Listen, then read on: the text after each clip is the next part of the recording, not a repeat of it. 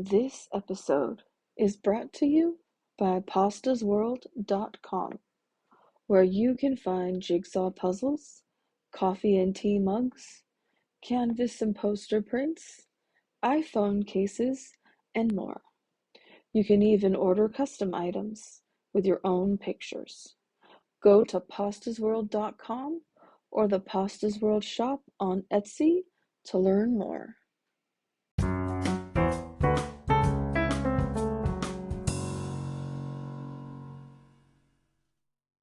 You're listening to I Love This TV Show, The Golden Girls.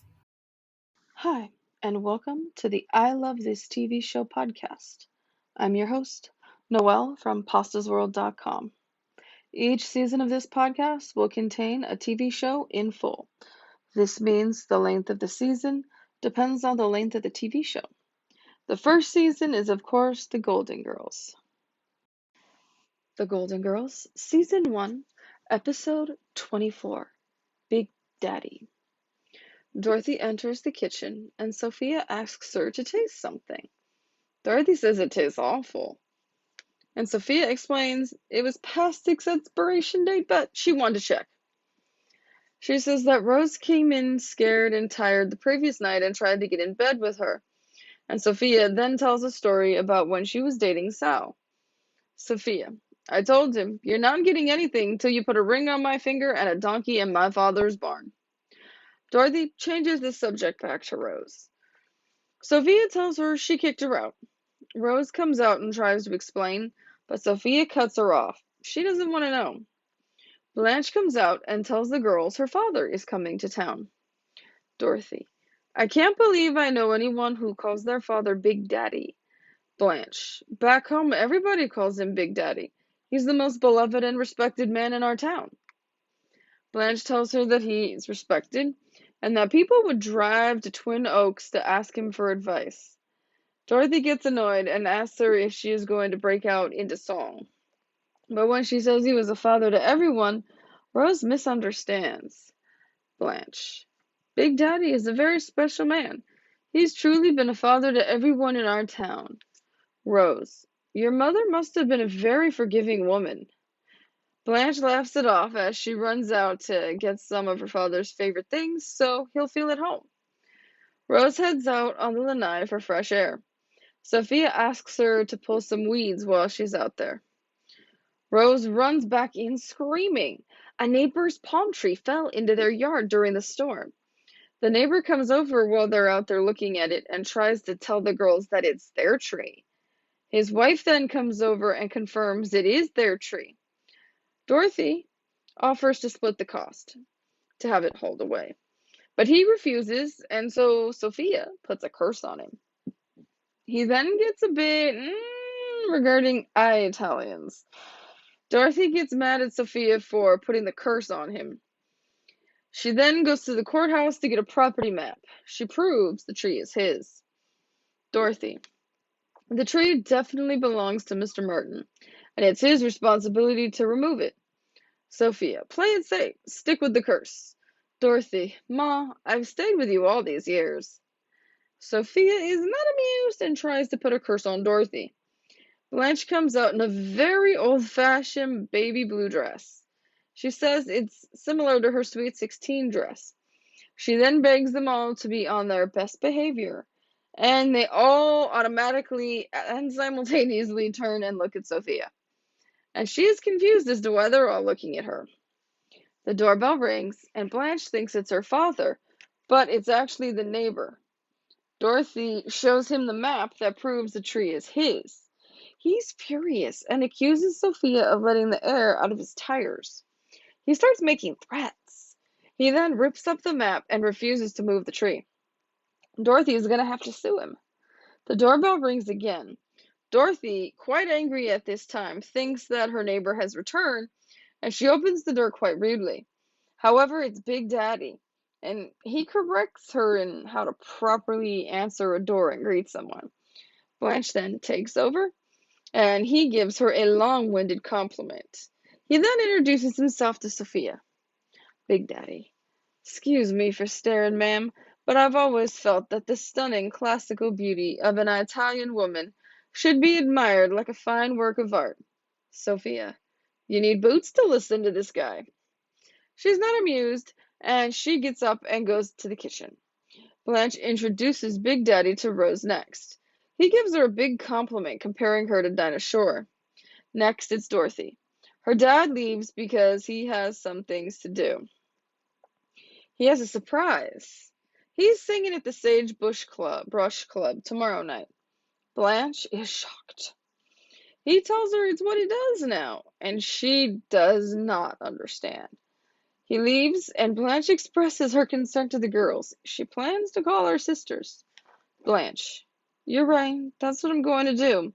I'm going to stay completely objective and keep an open mind. I'm sure there's some perfectly logical explanation why my daddy's lost the stuffing out of his comforter. That night, her dad comes back late. Blanche waited up for him. He wants to play her a new song that he's been working on. But Blanche is horrified by the song when he plays it. She demands he put the guitar down so they can talk. She expresses her concern and tells him she thinks he is crazy. She tries to get him to go back to Twin Oaks to rest. He tells her he's sold Twin Oaks. Now Blanche is livid. She goes so far as to forbid him from going on with his crazy business of singing. Everyone comes out to see what the yelling is about, and he decides to leave. Blanche feels awful about losing her temper with her dad, and she tells them that he sold the house and the land. They all head into the kitchen. Blanche is still in shock that her father is struggling like this.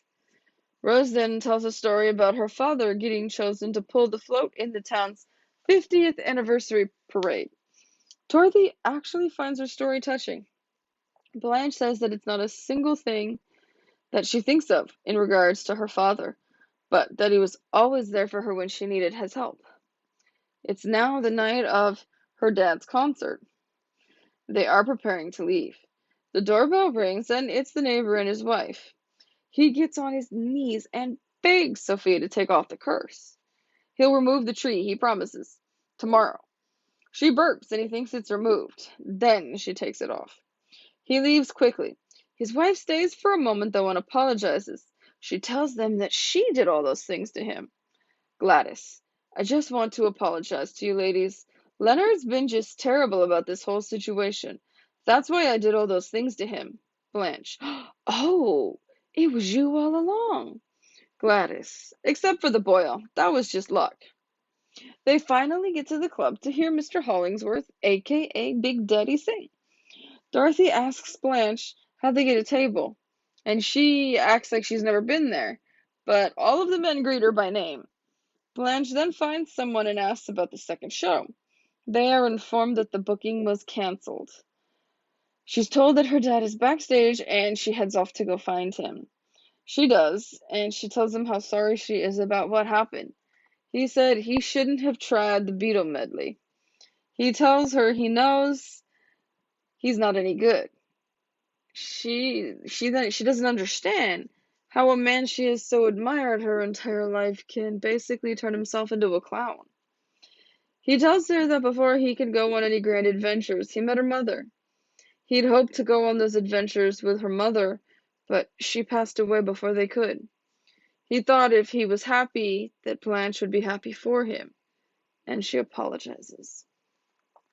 Big Daddy, life's too short to not forgive my favorite girl. He accepts her apology, and the two hug. She starts singing the song he wrote. Then he joins in, and they sing it together. I'll be right back after a quick break.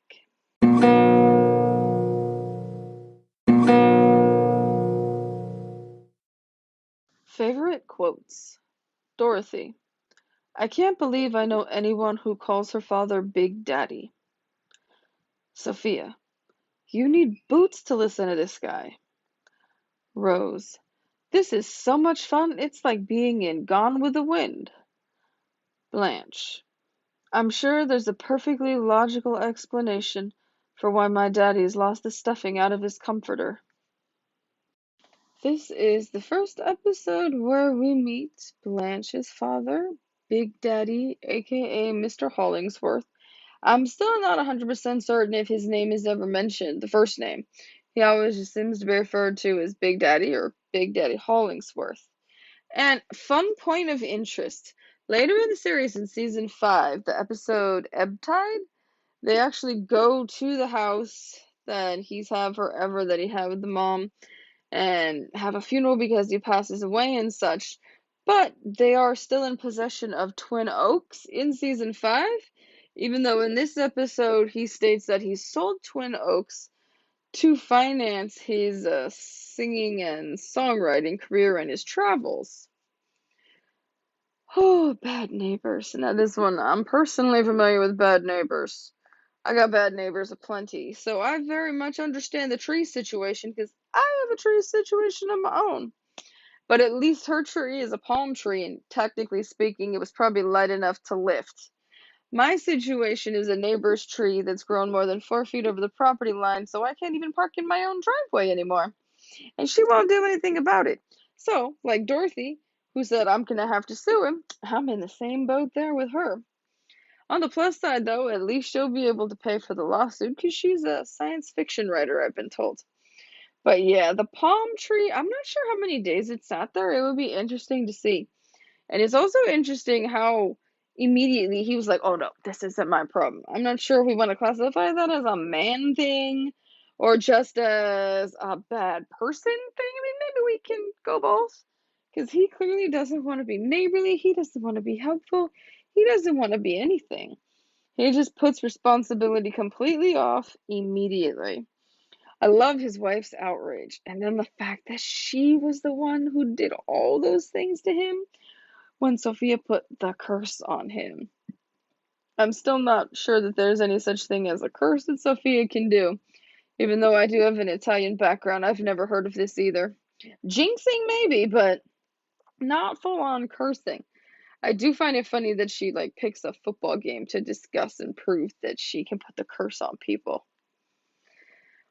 But yeah, the wife really, really cracked me up when she admits she did all that stuff to him. Except for the boil. The boil was just bonus good luck. But I mean, she was pumping up her karma points and getting revenge on him for being such a jerk. Parents getting older. Yeah, that's always a scary, scary thought. It's something that we all will have to deal with at some point, unless our parents aren't lucky enough to live to be older. It's like I've got friends their parents have gotten dementia, there's been cancer, a whole plethora of health issues that start happening. And thankfully, her dad was actually still in good shape. She just didn't understand what's going on. But when it gets to the situation where there is an actual problem, it becomes our problem because we're their kid or kids. If you're an only child, then it's a little more challenging than if you have brothers or sisters, or if you even have both. But yeah, it's like you hope that you get to see your parents grow old and get to have as much time with them as possible. But sadly, it is not always what you get. I hope everybody has a great week. Stay golden. It's been great reliving this episode with you. Please check out the podcast website, anchor.fm/I love this TV show, no spaces. You'll be able to see the show notes and also support this podcast. To check out everything I'm up to and nerding about, head over to pastasworld.com. You'll also find additional content there. Thanks for listening and stay golden.